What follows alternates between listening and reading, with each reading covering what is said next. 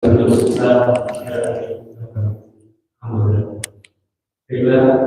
kita mulai eksekusi hari ini bersama saudara Ibu Proyekto, bila kita bersama mencoba lewat ke-11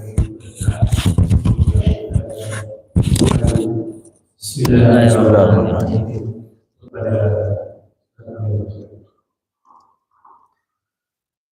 Bismillahirrahmanirrahim. Assalamualaikum warahmatullahi wabarakatuh.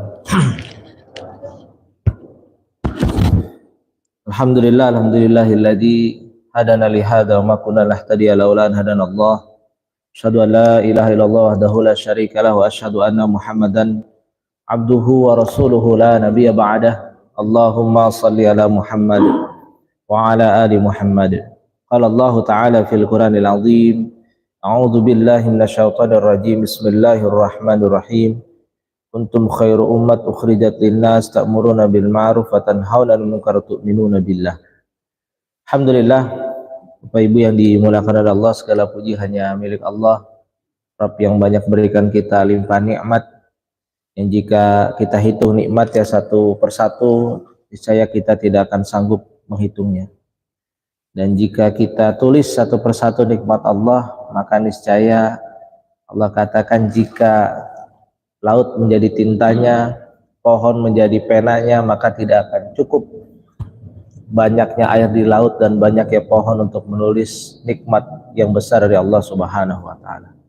Salam dan salam mari kita limpahkan pada putusana kita itu Nabi Muhammad sallallahu alaihi wasallam, pada keluarga, sahabat serta umatnya, yang mudah-mudahan kita termasuk umat beliau mendapatkan syafaatul uzma di hari akhir nanti. Bapak Ibu yang dimuliakan oleh Allah, kita masuk pada hadis arba'in yang ke-14. Tidak terasa ini kita sudah 14 kali pertemuan, artinya sudah 14 bulan ya kita membahas perkara terkait dengan hadis arba'in. Di hadis yang ke-14 ini ada kaitannya dengan hadis yang ke-13. Memang luar biasa, Imam Nawawi ini menyusun hadis ini bukan sembarangan, tapi memang tertata satu hadis dan hadis yang lain itu saling bersambung ya. Dimulai an Ibnu Mas'ud radhiyallahu an qala Rasulullah sallallahu alaihi wasallam la yahillu damu mar'in muslim illa bi ihda thalas asyaibu zani wa nafsu bin nafs wa tariku lidinih al munfiraqu bil jamaah. Diriwayatkan oleh Ibnu Mas'ud radhiyallahu an bahwa Rasulullah pernah bersabda, tidak halal darah seorang muslim kecuali karena satu dari tiga perkara.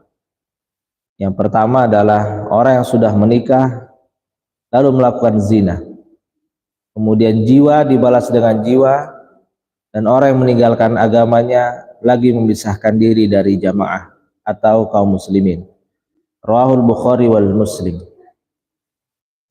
Di hadis sebelumnya Rasulullah bersabda bahwa la yu'minu ahadakum, tidak beriman di antara kalian sampai saudaranya dicintai seperti dirinya sendiri. Nah, hadis ke-14-nya dikatakan bahwa tidak halal darah seorang muslim sampai melakukan salah satu dari tiga perkara. Yang pertama, dia berzina. Yang kedua, dia membunuh.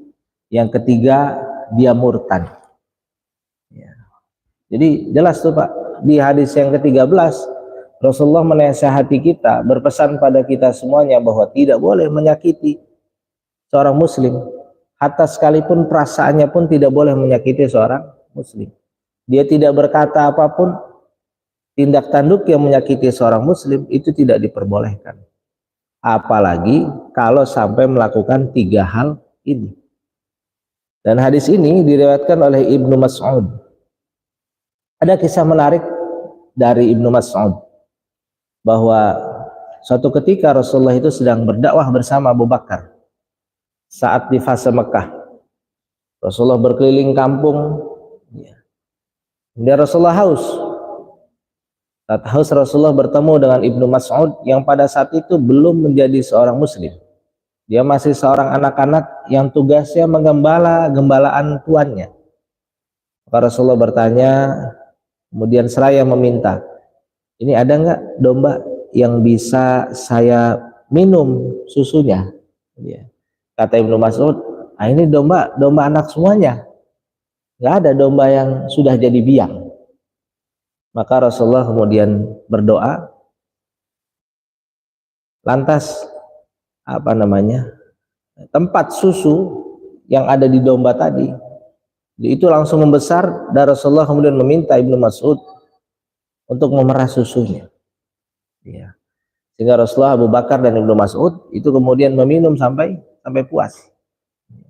Maka Ibnu Mas'ud berkata bahwa saya tahu orang itu adalah Nabi dan saya menyaksikan mukjizatnya. Ini luar biasa pertemuan Ibnu Mas'ud dengan Rasulullah pertama kali. Sehingga tidak lama kemudian Ibnu Mas'ud kemudian menyatakan dirinya beriman pada Allah dan Rasulnya. Ya. Dan Rasulullah berkata bahwa Ibnu Mas'ud itu bagian dari keluarganya. Padahal beda nasab, beda keturunan. Tapi ada orang yang diperbolehkan oleh Rasulullah untuk lalu lalang di rumahnya. Kalau di mana? Di Mekah itu ada Ali bin Abi Thalib yang boleh lalu lalang, tapi keluarga. Dia. Kemudian ada lagi yang lainnya. Salah satunya Ibnu Mas'ud, dia boleh lalu lalang. Kemudian ada Zaid yang boleh lalu lalang juga di rumahnya, karena dia budak dari Khadijah yang dihadiahkan kepada Rasulullah. Saat Rasulullah pindah ke Madinah, ada lagi yang boleh lalu lalang masuk ke rumah Rasulullah, yaitu Anas bin Malik. Ya, mereka tuh dikatakan bagian dari keluarga Rasulullah. Ada juga yang bukan siapa-siapa, jauh sekali. Itu Salman Al-Farisi. Salman Al-Farisi dikatakan Salman min ahlul baiti. Bahwa Salman itu termasuk ahlul baitku. Tapi Salman itu tidak boleh lalu lalang karena sudah tua. Ya. Tapi yang kecil-kecil ini boleh lalu lalang. Dikatakan di banyak riwayat bahwa Ibnu Mas'ud ini memiliki tugas biasanya membawakan tongkatnya Rasulullah. Ya Bapak, Rasulullah itu kemana-mana selalu membawa tongkat. Membawa tongkat. Ya, kalau kita lihat kawan-kawan dari jamaah tabligh, para habaib itu biasanya suka bawa tongkat itu. Itu bagian daripada sunnah. Bagian daripada sunnah Nabi. Kemudian Ibnu Mas'ud juga dikatakan memiliki tugas salah satunya mengamankan sandal Nabi. Ya, jadi Nabi kemana-mana itu memakai sandal, dan kalau Nabi melepaskan sandal yang mengamankan Ibnu Mas'ud. Ya, Ibnu Mas'ud. Jadi ada orang yang kemudian mengatakan bahwa orang kayak Rasul tidak mau dilayani oleh siapapun. Enggak juga, Pak. Dia manusia itu dihormati sesuai dengan kadarnya. Yang tidak boleh kita menyembahnya. Ini Rasulullah berihtiram, mencari tabaruk di sana. Ini doa seperti itu. Kalau Rasulullah ada hajat, maka Ibnu Mas'ud yang mencarikan airnya. Ya. Rasulullah punya hajat, pergi ke tengah padang pasir, yang mencarikan airnya Ibnu Mas'ud. Ya. Ibnu Mas'ud. Jadi seperti itu, Pak. Nah, ini luar biasa, Pak. Dan Rasulullah pernah satu ketika sedang bermalam di satu tempat bersama para sahabat, ya, dan Rasulullah mendengar sayup-sayup. Ini ada orang yang sedang sholat tahajud. Ternyata Ibnu Mas'ud. Dan Rasulullah menyimak bacaan Ibnu Mas'ud. Dan Rasulullah mengatakan, jika engkau ingin mengetahui bagaimana Al-Quran itu dibacakan kepadaku, bagaimana langgam Al-Quran itu dibacakan padaku, maka ikutilah riwayatnya Ibnu Mas'ud, bacanya Ibnu Mas'ud. Jadi Bapak, kalau kita belajar ulumul Quran, itu cara membaca Al-Quran itu ada tujuh cara. Bukan nadanya, Pak ya. Kalau nadanya ada ros, ada bayati, Ustaz Irfan itu paham lah. Ya. Tapi kalau langgam, kalau cara membacanya, nah itu ada 7 cara. Ada riwayat Asim, ada riwayat Qalun. Istri saya ini sedang belajar salah satu riwayat yang kalau kemudian membaca kita nggak terbiasa, bilang kayaknya bacanya salah deh. Ya. Tapi ternyata memang itu dibenarkan. Dibenarkan. Walaupun saya bilang ke istri saya, nih kamu tuh belajar riwayat yang satu lagi. Ya. Kalau setahu saya gitu, dulu guru dan dosen saya itu ngajarkan kalau ingin pindah ke riwayat yang satu lagi itu minimal hafal Al-Quran dulu biar tidak keder. Ya, bukan hanya sekedar tahu satu riwayat dihafal dari juz 1 sampai juz 30 baru pindah ke riwayat yang lain. Ya. Jadi nanti menguasai semua riwayat bingung nanti. Ya. Jadi saya nasihati gitu tuh Pak. Cuman tetap aja belajar Pak. Ya. Jadi seperti itu Pak. Makanya Al-Quran itu dari Jibril diturunkan kepada Rasulullah sampai sekarang itu bersanad semuanya. Ya, bersanad. Nah, di sekolah saya itu dulu ada seorang syekh, si muda, orang Cipondo, usianya baru 27 tahun, tapi sudah menerima dari sanad dari 4 orang Pak, sampai diundang oleh syekh dari Mekah, setorannya di Mekah Pak, diundang Pak, diundang, ya, dibayari tiketnya, dikasih hotel, kemudian suruh setoran selama sekian waktu itu di mobil setoran Pak. Habis sholat setoran. Ya. Akhirnya mendapatkan beberapa sanad. Saya tanya ke beliau, karena banyak nih sekarang Pak sanad Al-Fatihah. Dia. Jadi kita baca Al-Fatihah dibimbing oleh seorang syekh, nanti dapat tuh sanad Al-Fatihah kita. Saya tanya, Syekh, namanya Syekh Al-Fat ya. Syekh Al-Fat, memang ada tuh sanad Al-Fatihah gitu? Gak ada. Di daerah asalnya itu gak ada kayak begitu katanya. Di tempat Al-Quran diturunkan tuh gak ada orang yang bersanad itu ya dari mulai Al-Fatihah sampai Anas. Iya. Buat orang Indonesia satu-satu itu gak ada sebenarnya gitu. Iya, jadi gitu. Kalau sudah setor sanad Al-Fatihah tuh Pak, itu ada biayanya. Iya. Ya saya nggak mau suzon Pak ya, mungkin itu dalam rangka memotivasi lah, dalam rangka memotivasi. Jadi nanti ada orang bilang, saya ini punya sanad Al-Fatihah bersanad ya. Al-Baqarahnya bersanad nggak? Enggak. Jadi gitu. Nah, itu keutamaan dari Ibnu Mas'ud. Dia, Rasulullah mengatakan bahwa para sahabat mengatakan, jika engkau ingin melihat bagaimana Rasulullah itu, lihatlah Ibnu Mas'ud. Yang paling mirip dengan Rasulullah itu Ibnu Mas'ud. Itu luar biasa Pak. Jadi ada kitab namanya Syama'ilul Muhammad, kelengkapan tarikh Rasulullah. Tapi apa namanya, kitabnya berbeda dengan kitab sirah yang lainnya. Ini menceritakan bagaimana Rasulullah dari mulai ujung rambut sampai ujung kaki, dan menceritakan apa yang dimiliki oleh Rasulullah, apa kebiasaan-kebiasaan dari Rasulullah, bagaimana Rasulullah menyisir, bagaimana Rasulullah itu bersiwak, seperti apa tampilan Rasulullah. Ya, itu yang bagus yang disusun oleh Imam Tirmizi. Monggo Bapak bisa beli Pak, nggak mahal insya Allah. Dari situ kita timbul rasa cinta, karena para sahabat itu berlomba-lomba untuk mirip-miripan Rasulullah Pak. Dia di Amerika itu ada orang mirip anjing Pak.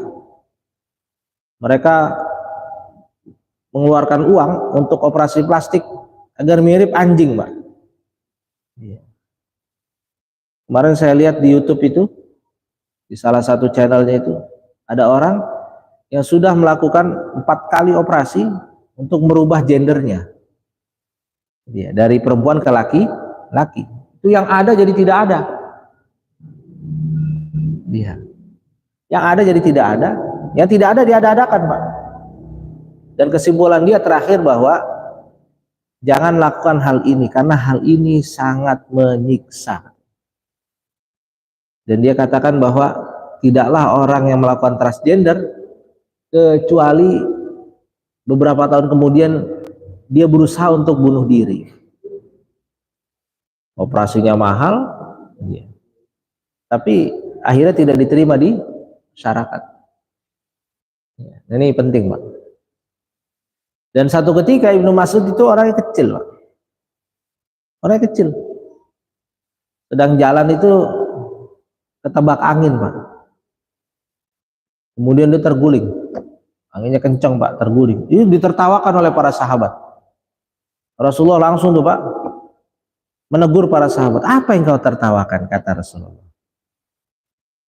Jadi ya, itu Ibnu Mas'ud. Betisnya kecil, nggak kokoh, kena angin aja jatuh.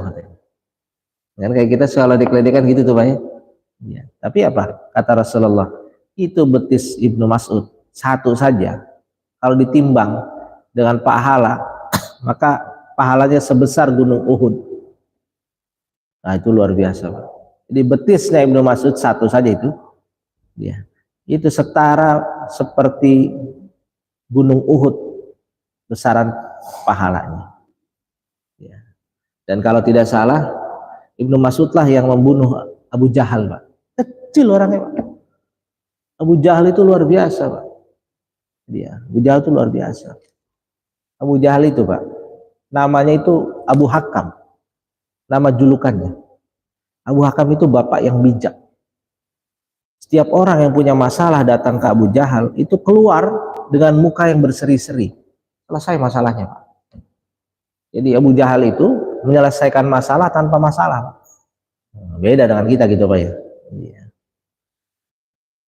Sampai datang kemudian Islam, Abu Jahal menolaknya. Yang tadinya namanya Abu Hakam, julukannya berubah menjadi Abu Jahal. Jahatnya luar biasa. Jahatnya luar biasa. Maka Rasulullah mengatakan kalau Fir'aun itu hadir di zaman Nabi Musa, maka Fir'aunnya zaman ini adalah Abu Jahal. Dan Abu Jahal itu, Pak, nggak sadar kalau dia tersesat. Karena dia masih berdoa pada Allah Subhanahu wa Ta'ala. Berdoa, ya Allah, menangkanlah pasukan kami. Ya Allah, menangkanlah pasukan yang benar. Jadi dia itu di perang Badar, Pak, itu masih berdoa. Berdoa pada Allah bahwa menangkanlah pasukan yang benar. Maksudnya pasukan saya gitu. Itu dia nggak sadar, saking tersesatnya. Dan banyak orang yang begini, Pak. Ngerasa dirinya benar, padahal salah. Itu di awal-awal surat Al-Baqarah begitu. Dia dikatakan oleh Allah Subhanahu wa Ta'ala bahwa ada orang yang mengaku amanu, dia beriman padahal dia merusak. Nah, ini hati-hati dengan perilaku yang demikian. Itu, Pak, sekilas tentang kisah perawi hadis yang ke-14 ini. Dan sekarang kita masuk ke kontennya. La yahillul mar'i, bahwa tidak halal darah seorang muslim sampai dia melakukan salah satu dari 3 hal tadi. Ini mulai masuk ke bab-bab yang berat, Pak. Ya. Jadi, Pak, kenapa seorang muslim itu tidak boleh disakiti? Secara umum Allah Subhanahu wa Ta'ala mengatakan bahwa seorang muslim adalah ahsanut taqwim, makhluk yang paling mulia. Allah ciptakan seluruh makhluk, ya, tapi yang paling mulia adalah manusia. Sampai dosennya para malaikat yang namanya iblis itu diminta bersujud kepada manusia, pada bapak kita yaitu Adam alaihissalam. Tapi aba wastakbar, dia enggan dan sombong, mengatakan bahwa ana khairu minhu, saya itu lebih baik daripada dia. Ini ujian hati kita tuh, Pak. Kita jangan pernah merasa dalam bab-bab ibadah itu merasa lebih baik daripada yang lain. Karena pada hakikatnya kalau kita belajar tasawuf tuh, Pak, belajar hikmah, ya, kita bangun subuh itu bukan karena usaha kita, karena Allah yang bangunkan kita. Ada orang yang sudah bangun sebelum subuh, dia. Tapi sekali lagi Allah tidak gerakan dia untuk salat tahajud. baca Quran saja enggak, zikir saja enggak, wudhu aja enggak. Ya, tapi bapak nih, ibu semuanya udah dibangunkan sebelum subuh, digerakkan oleh Allah semua. Ada nggak pak orang yang bangun sebelum subuh, tapi dia nggak sholat subuh di masjid? Ada nggak pak? Banyak pak. Saya tuh sering pak, sebulan sekali tuh pak, ngajar di Poris Taman Pinang Indah pak. Itu pak, kalau saya datang itu jam 4 lah, saya berangkat dari sini setengah 4, nyampe di sana jam 4 lebih. Itu banyak pak orang yang jalan pagi, udah seusia bapak-bapak ini jalan pagi pak. Azan berkumandang ke masjid nggak pak? Enggak pak. Tapi jalannya itu pagi pak, luar biasa itu. Iya, jadi, sehat itu pak ya. Jalan pagi sehat, tapi nggak nyampe juga ke masjid. Nah ini ngeri banget yang seperti itu. Jadi secara umum yang pertama bahwa manusia ahsanu takwim, manusia adalah sebaik-baik ciptaan, sehingga tidak boleh manusia itu direndahkan. Dia tidak boleh manusia itu direndahkan. Nah salah satu yang membuat manusia itu direndahkan adalah perilaku zina. Yang dikatakan bahwa zina itu fahish. Orang yang berzina itu keji pak, keji sekali, perilaku yang sangat keji. Dan dikatakan di sini yang dimaksud dengan zina adalah as-sayyibu zani. Jadi di dalam fikih pak, dia itu pezina itu ada dua, ada pezina muhson, ada pezina ghairu muhson. Pezina muhson adalah seseorang yang pernah menikah dan pernah berhubungan, ya, pernah menikah pak ya, dan pernah berkawin gitu pak. Itu pezina muhson, baik posisinya masih menikah atau sedang tidak menikah, dia baik masih memiliki pasangan atau tidak, maka dikategorikan pezina muhson, maka halal darahnya. Tapi pezina ghairu muhson adalah pezina yang dia tidak pernah atau belum menikah. Maka di dalam Al-Qur'annya fajlidu mi'ata jaldah, yang seperti ini dicambuk. Cambuk dia. Mi'ata jaldah, 100 kali cambukan. Bapak Ibu yang dimuliakan oleh Allah Subhanahu wa taala, seseorang dikatakan berzina, hati-hati nih Pak. Dikatakan berzina itu syaratnya satu. Yang pertama harus menghadirkan 4 orang saksi yang tidak boleh dipaksakan. 4 orang saksi yang tidak boleh dipaksa untuk mengaku. Sukarela dia. Dan 4 orang saksi ini melihat dengan jelas, Pak. Dia sedang berzina. Makanya para ulama mengatakan tidak mungkin orang bisa bersaksi terhadap perilaku zina, kecuali zinahnya di muka umum. Benar nggak Pak? Dia ada 4 orang Pak, ngeliat orang berzina gitu Pak. Iya. Bahkan kalaupun ngintip-ngintip Pak, itu kesaksiannya bisa ditolak Pak. Bisa ditolak kesaksian. Nah, ini hati-hati nih Pak. Karena begitu beratnya syarat untuk menuduh orang berzina, seseorang yang tidak bisa membuktikan tuduhannya, itu pun berat hukumannya di dalam Islam. Dia. Jadi kalau ada orang menuduh orang berzina, dia tidak bisa membuktikan, maka dosanya termasuk dosa besar. Dia. Di dalam Islam, orang yang menuduh orang yang berzina itu dihukum 80 kali dera. Ya. Makanya di dalam agama kita Pak, membercandakan teman kita Pak, bilang ente pezina gitu, itu hati-hati tuh Pak. Itu bisa masuk ke kategori qadzaf tadi Pak, menuduh orang berzina atau bercanda saja gitu. Nah itu hati-hati. Iya, hati-hati. Nah, ini luar biasa Pak. Ini luar biasa. Makanya seorang muslim itu terjaga kehormatannya, dituduh saja tidak boleh dia kecuali bisa menghadirkan bukti. Dia. Oh, tadi pagi Pak, saya rapat dengan orang tua. Di rapat dengan orang tua itu orang tua komplain. Dari 3 tuduhan yang dituduhkan ke anak saya, 2-nya anak saya mengakui, 1-nya tidak. Tolong ini sekolah, keras tuh Pak. Kritiknya keras ke sekolah. Tolong kalau menuduh anak saya harus disertai dengan bukti-bukti dan segala macam. Baik Pak, terima kasih. Itu masukan Pak. Yang 2-nya terbukti, 1-nya tidak. Karena yang 1-nya ini kalau tidak dibuktikan itu berarti fitnah. Wah, seru tuh Pak yang begitu Pak. Ya baik Pak, terima kasih atas masukannya, kita akan segera perbaiki. Ya, saya panggil wali kelasnya. Ada Ustaz bukti-buktinya. Ya, cuman nggak setiap bukti itu bisa dihadirkan melalui foto. Kan sekarang harus ada bukti foto. Ya udah nggak apa-apa, lain kali hati-hati. Jadi gitu Pak.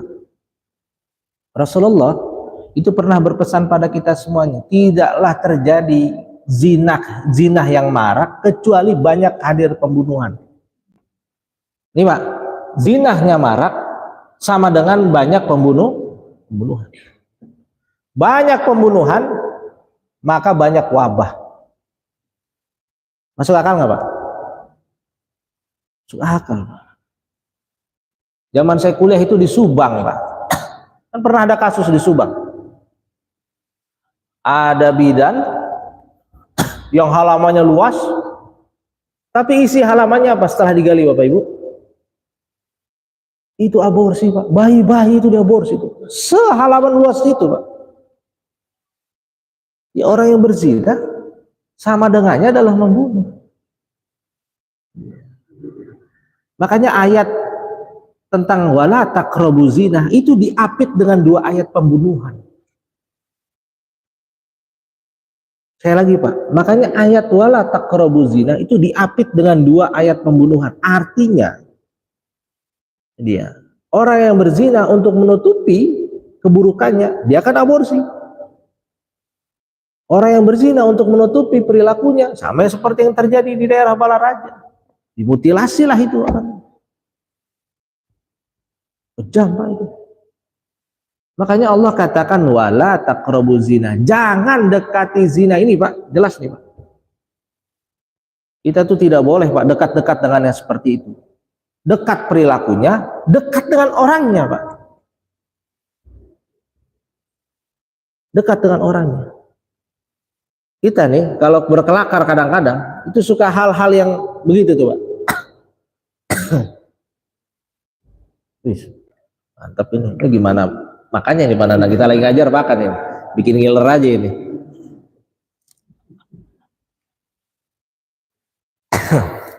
Makasih Pak.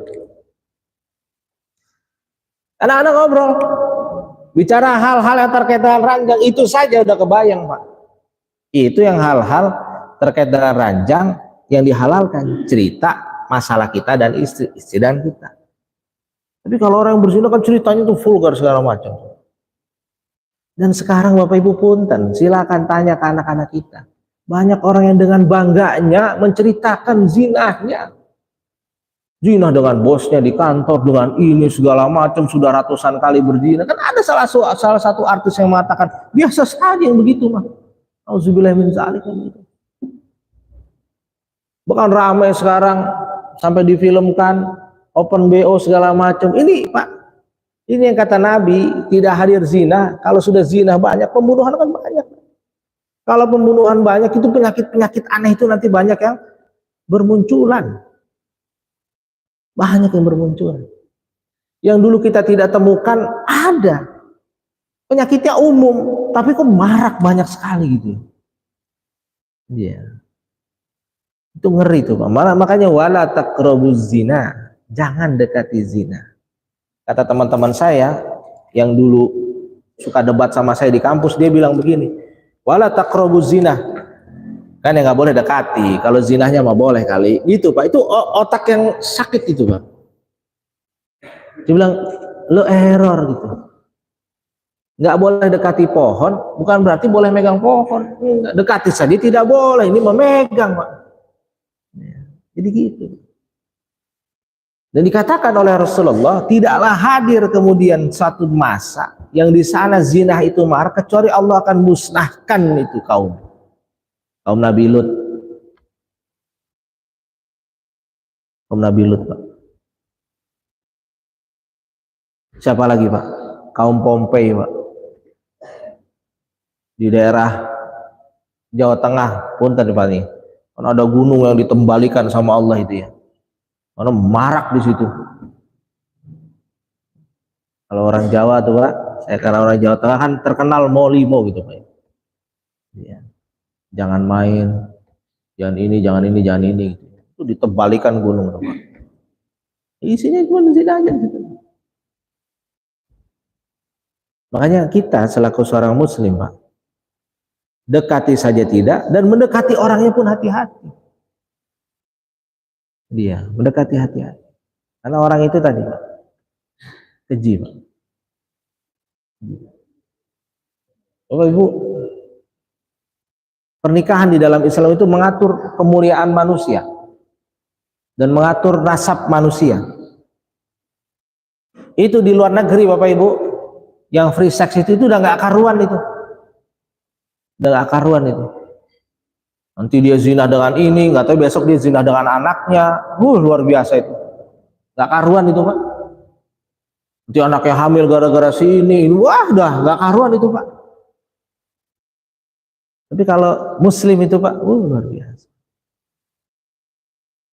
Dan para provokator yang menyebarkan isu free sex dan LGBT, Pak, itu mengatakan yang paling susah itu nembus orang muslim. Karena orang muslim itu paling susah dan paling takut pada Allah Subhanahu. Takut. Di negara-negara lain, Pak, jebol free sex, LGBT masuk. Dia. Tapi kalau negara muslim, Pak, susah deh, Pak. Nembusnya susah. Karena kita punya pakem. Ya. Jadi itu, Pak, ya. Yang kedua, an-nafs bin nafs, membunuh jiwa. Dalam Islam, di fikih, itu ada kategori membunuh 3, Pak. Sengaja dan direncanakan. Seperti mirip sengaja. Tidak sengaja. Ya. Di dalam Islam, Pak, itu udah seadil-adilnya hukum, Pak. Ketika Allah dan Rasul yang menentukan hukum itu sudah seadil-adilnya. Nyawa dibalas dengan nyawa. Tadi pagi baca, gara-gara debat mana duluan telur apa ayam, temannya dibunuh, Pak. Nyawa murah banget, Pak. Saya 2 kali, Pak, ngantar anak-anak nginep di daerah Lebak, KKN kecil-kecilan gaya SMA. Itu orang, Pak, gampang banget bunuh diri di pinggir jalan. Iya, itu bunuhnya dirinya sendiri, Pak. Kasih videonya ke saya, karena ada aparat desa yang dekat dengan saya. Tadi ada yang bunuh diri sih, waduh, deh makin horor aja daerah ente gitu aja. Udah daerah jarang ada lampu, kebun karet semuanya isinya. Ada orang lagi yang kayak begini lagi gitu, ketawa aja dia. Tahu nih orang dari mana nih, bunuh diri di sini. Bayangin, Pak, gara-gara debat telur sama ayam orang bisa dibunuh. Ya. Dan pembunuhan di Indonesia itu ada yang cuma dihukum 5 tahun. Karena marah, Pak, nggak apa-apa deh 5 tahun ini. Puas, Pak, selesai. Cuman kalau bunuh balas bunuh, dia pasti mikir nggak, Pak? Mikir, Pak. Mikir, Pak. Gua bunuh lagi. Mikir pasti dia, Pak. Makanya kata Rasulullah, tidak terjadi hari kiamat sampai seseorang yang berjalan dari Yaman menuju ke Syam, seorang wanita, seorang diri, dia akan merasa aman. Karena apa? Karena hukum sudah tegak di dalam di dunia ini. Hukum Islam sudah tegak. Nah anak kita Pak, kita aja nih Pak, pulang malam-malam itu dia takut Pak. Monggo Bapak ke terminal-terminal. Kalau kita deg-degan itu Pak, tengah malam dikit. Karena apa? Karena nyawa kita murah, tidak dihargai. Dia, ini orang yang dibunuh lagi di dalam Islam. Pembunuhan seperti sengaja. Dia, ya orang lagi latihan bela diri Pak, mukulnya nggak niat untuk matiin orang, pas ketonjok mati orang tuh Pak. Nah, itu seperti sengaja. Dikiaskan zaman sekarang ya orang bawa mobil dengan kecepatan yang tinggi nabrak meninggal tuh Pak. Itu seperti sengaja. Itu Pak diatnya untuk mengganti nyawanya itu 100 unta. Itu juga kalau keluarganya nerima. Nerima gimana tuh? Ya sudah jatuh hukumannya. Ya.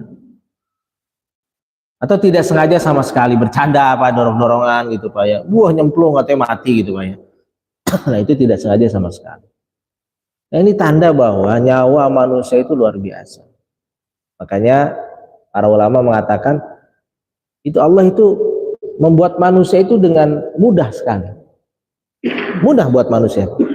Tapi kerumitan pada manusia itu lebih rumit dari seluruh alam semesta ini. Di alam semesta yang hebat ini Pak, itu tidak kalah rumit dibandingkan manusia Pak, secara struktur.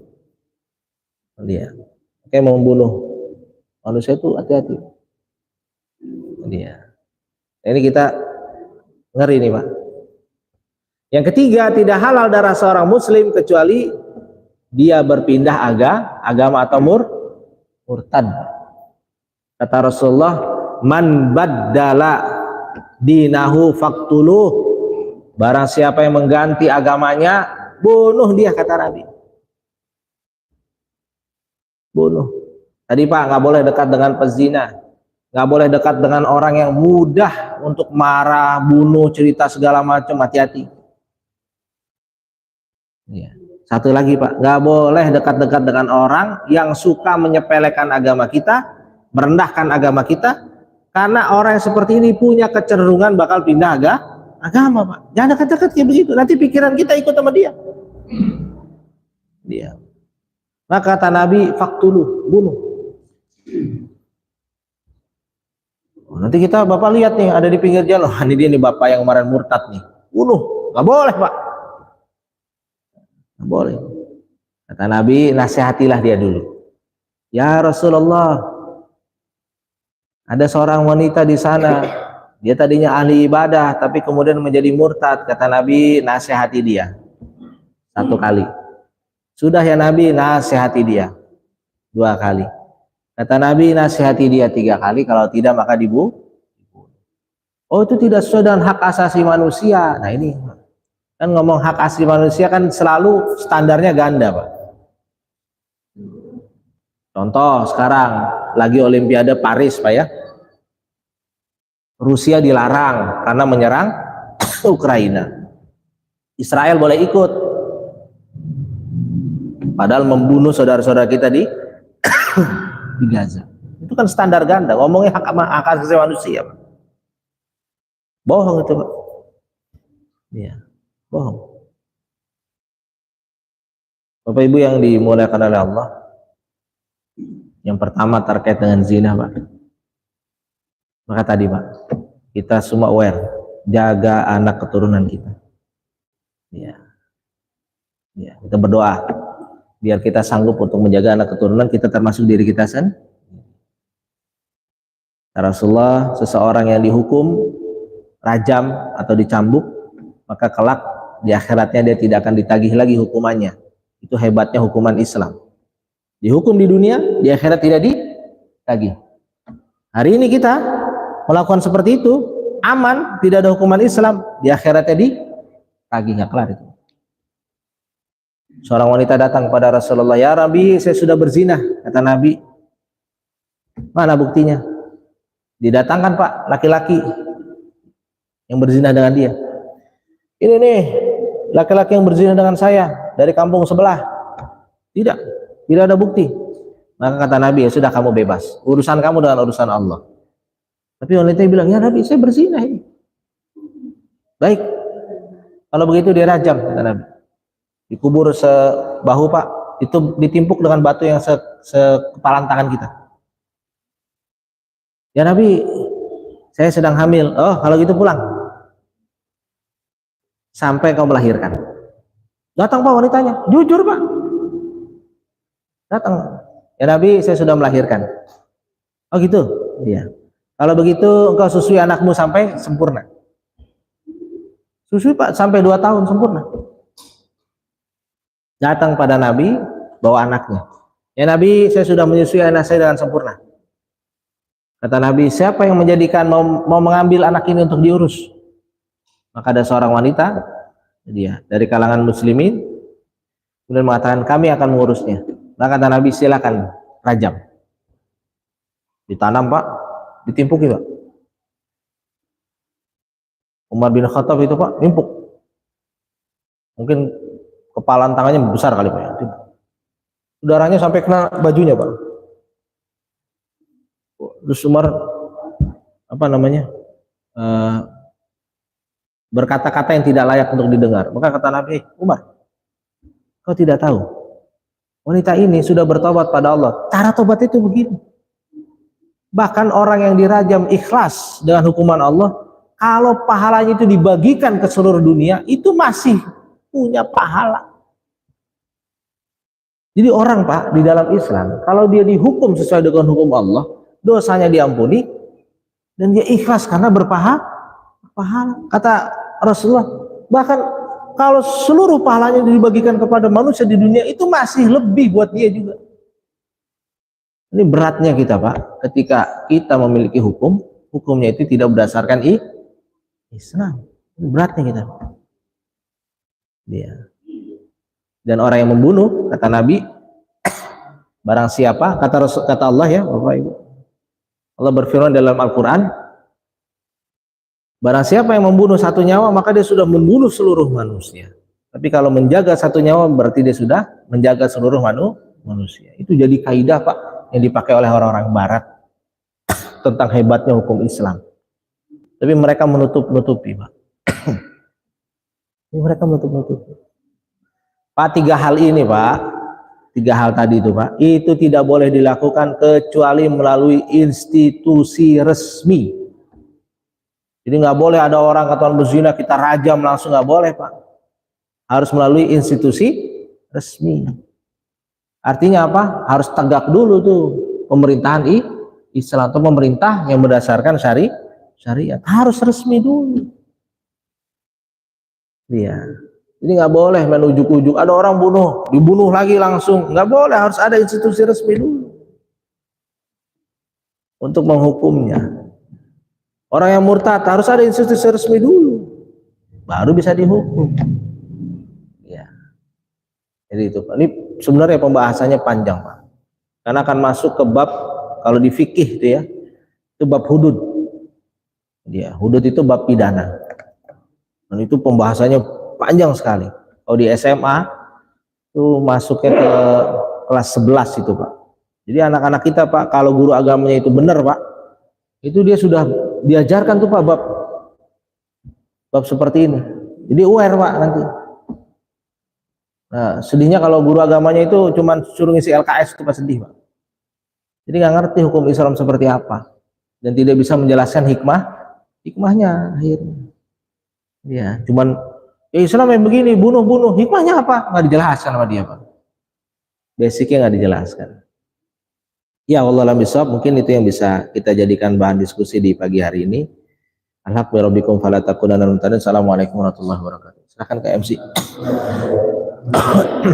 Terima kasih atas pemaparan yang sampaikan ayat hadis pertama ini. Inti ayat pertama sudah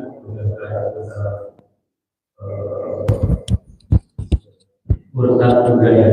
Dan kalau kita lihat, memang ini materi bukan kata-kata ya, sangat berat. Bahkan kalau kita mau dikritisi, ini kalau di kuliah hukum masuknya, kalau kuliah di SKS dan materinya itu sampai 1,5 semester. Nama materi kuliah itu filsafat hukum Islam. Jadi kalau mau kita bahas dalam waktu 5 menit tidak mungkin. Iya. Dan karena kita sebagai seorang muslim, tugas kita sebagai seorang muslim adalah karena memang kita bisa menerima sesuatu dari dalam dari Al-Quran dan Sunnah itu bukan hanya berdasarkan pada rasional kita, tapi juga berdasarkan Allah sudah memberikan iman pada kita sudah tidak jalankan iman tersebut. Dan kalau kita misalkan karena kita ini semuanya sudah hidup di dalam dunia terbuka informasi, ketika kita menerima sebuah informasi yang setengah sifatnya itu memang sangat menentukan jalan pikir kita. Tanpa kita iman yang ada di dalam hati itu, otak kita pasti akan terbawa oleh arus informasi yang kadang tidak benar ya, benar tapi arus informasi itu yang mengikuti kita menjadi sesuatu yang tidak benar. Kalau kita bicara dari Islam keras terkait hukum zina, dalam hal Islam ini ada perbedaan antara hukum umum dan zina. Di dalam hukum umum itu masuk dalam kasus perdata. Kenapa dikatakan perdata? Karena itu sifatnya suka sama suka dan tidak menimbulkan efek. Padahal kalau kita buka di situ di dalam zina itu sendiri dalam hukum barat, kalau misalkan kita menggunakan hukum barat kita bisa masuk dalam hukum pidana. Karena ini ada tema tentang keadilan. Tadi kalau kita membahas ini bisa panjang. Jadi kalau kita bicara tentang keadilan itu bukan sesuatu yang sama rata sama rasa, tapi kemudian itu menempatkan sesuatu pada hal yang semestinya.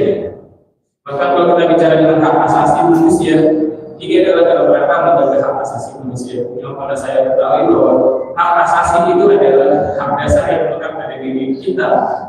Jadi itu yang harus kita jaga. Dan kalau kita lagi kaitkan dalam Islam, maka hak asasi itu adalah dalam Islam ada 5 yang disebut dalam proses syariat. Jadi hukum-hukum Islam yang kita selalu jabatan kita pelajari itu dalam rangka hanya menjaga 5 hal tersebut. Dan dalam hukuman yang tadi sampaikan Ustaz, berarti hukuman yang kita perlukan itu pertama adalah untuk menjaga agama kita, menjaga jiwa kita, kemudian yang ketiga adalah menjaga akal kita, kemudian keturunan nasab, kemudian terakhir adalah anak. Jadi hukuman yang harus itu dalam rangka menjaga agama kita, yang penting tidak digunakan dalam hukum positif kita ya. Orang bebas masuk agama di atas dasar suka, karena mereka tidak menganggap itu sebagai hal yang harus dijaga sebagai hak asasi manusia. Padahal hukum positif ini yang sudah menetapkan bahwa kebebasan bersuara, memiliki keyakinan itu sebagai hak dasar, hak asasi manusia. Tetapi tidak diterjemahkan dan mereka menetapkan hukum sebagai hukum berdasarkan masuk dalam hukum pidana. Nah, itu sebagai tambahan gambaran yang bahkan saya juga banyak ketika dulu pernah saya menyampaikan sedikit tentang masalah hukum raja, media dan sebagainya. Itu sampai perdebatan itu panjang sampai bertahun-tahun. Jadi kita berdebat itu dalam ini gitu ya. Iya. Kalau tidak selesai-selesaikan itu tidak menyelesaikan masalah ini, makanya kita sebagai seorang muslim dalam sampai bahwa harus informasi yang kurang jelas dan tidak jelas. Kita serahkan kepada Allah Subhanahu wa Ta'ala, semoga apa yang pernah disampaikan di dalam Al-Quran, apa yang pernah disampaikan dalam hadis kita imani, dalam iman itu kita akan percaya bahwa hukum ini adalah hukum yang sangat berbeda. Ini adalah tambahan dari saya, karena ini makanya cukup berat, khawatir nanti ada salah persepsi dan bisa mengganggu kualitas kehidupan kita. Pada Bapak Ibu, jika ada pertanyaan yang ingin disampaikan, masih diberikan kesempatan satu pertanyaan, mungkin bisa silakan. Silakan Pak. Waalaikumsalam.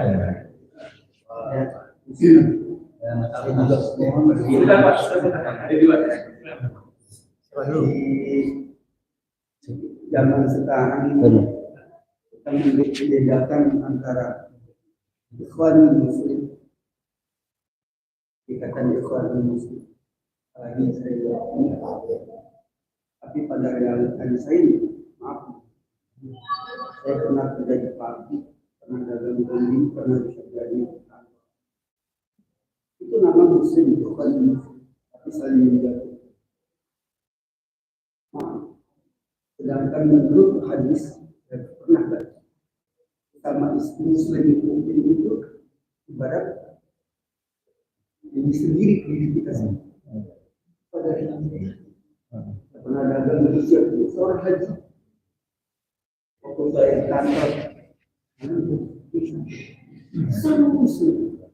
Yang sekarang saya lihat di media sosial antara habaib dan turunan habaib pada turunan sultan alim pada ini saya sampai saya astagfirullah ya Allah ini kenyataan yang seperti ini.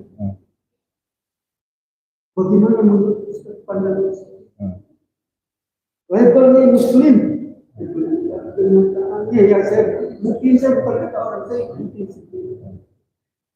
di agama lain saya pernah di kantor itu saling bahu membahu manajer soalnya seorang agama lain bahwa saling berbahu menghubung saling menjaga ini saya gimana secara itu saya tanyakan itu secara penilaiannya itu nama level muslim artinya gimana cara penilaiannya. Baik, bismillahirrahmanirrahim. Yang pertama, al-Islam mahjubun lil muslimin. Jadi Islam itu jadi jelek itu karena orang muslimnya, Pak. Islamnya apa? Bagus. Yang jelek ya kita, Pak. Bab jeleknya kita itu banyak faktor, Pak ya. Satu, berarti lemah imannya. Kedua, ya jauh dari nilai-nilai agama nanti di sana. Dia. Nah, memang Pak, kalau kata para ulama, kita sudah melakukan hal yang baik kepada orang lain, tapi orang lain itu kadang-kadang balasannya ke kita kurang baik. Makanya kita harus banyak mencontoh Rasulullah tuh, Pak. Rasulullah itu kurang apa sih sempurnanya gitu. Tapi masyarakat sekitar itu justru jauh kepadanya. Makanya para ulama tadi mengatakan dari bulatnya hati kita itu harus disiapkan tuh Pak sekerat untuk menerima kekecewaan gitu, Pak. Kekecewaan. Dan kekecewaan ini juga bagian daripada ujian kita. Dia, apakah kita tetap beramal baik atau tidak? Karena kita sudah beramal baik, kata orang balasnya lain ke kita. Terus kita nggak mau lagi beramal baik. Dia, ini bagian daripada ujian. Ini yang kedua, ini tanda tugas kita masih berat, Pak. Tugas kita masih berat. Nabi berdoa, dia, ya Allah, jangan musnahkan kaum kami atau umat Islam dengan kelaparan. Yang diamini oleh Allah. Ya Allah, jangan musnahkan kaum ini karena dimusnahkan oleh musuh. Diamini oleh Allah. Ya Allah, jangan musnahkan umat Islam karena perpecahan. Itu tidak diamini, Pak. Nah itu Pak ya, untuk menjawab fenomena perdebatan antara habaib dan yang sekarang itu, Pak. Atau dengan yang lain lah, antara A dan yang B segala macam. Itu tanda bahwa Allah dan Nabi itu memberikan rahasia pada kita bahwa yang namanya perbedaan akan selalu ada, dan pahala dari perbedaan adalah tasamuh, saling berlapang dada. Itu lapang dada itu luar biasa, Pak. Pahalanya luar biasa itu. Dia berbeda, kita yang cari adalah kesamaannya, jangan perbedaannya. Dia, nah kita mah biasanya di level-level kalau baca sekarang, Pak, level-level gimmick ya, anak-anak bocah tuh ya, seneng nyari perbedaannya bukan nyari samanya. Ya Allah alam bisawab, Pak. Nanti kita diskusi lagi. Ada lagi, Pak?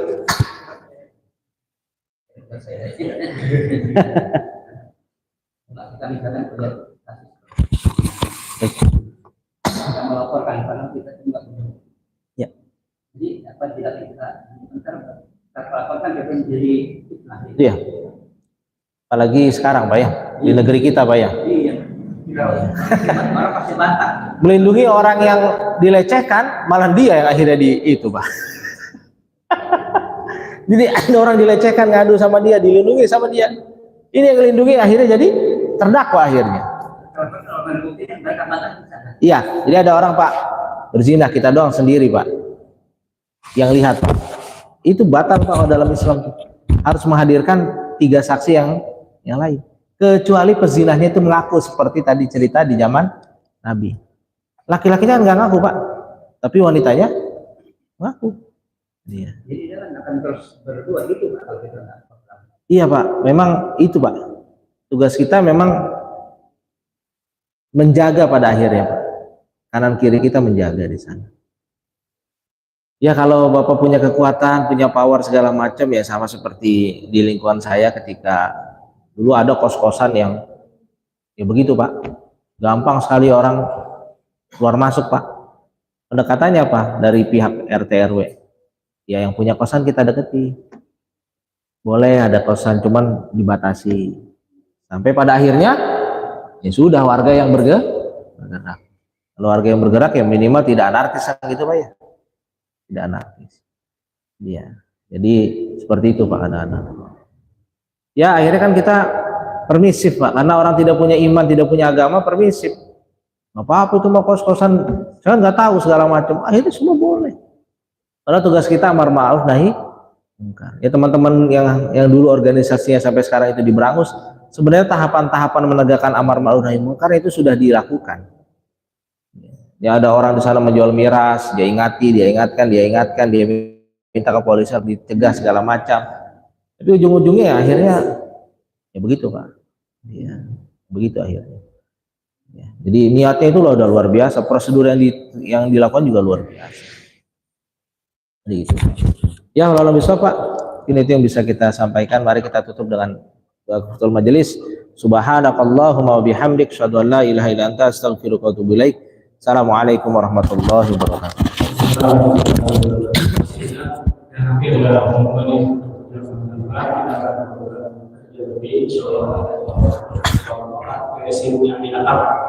Bapak-bapak yang ada dalam ruangan waktu, mohon saudara hadiri. Assalamualaikum warahmatullahi wabarakatuh.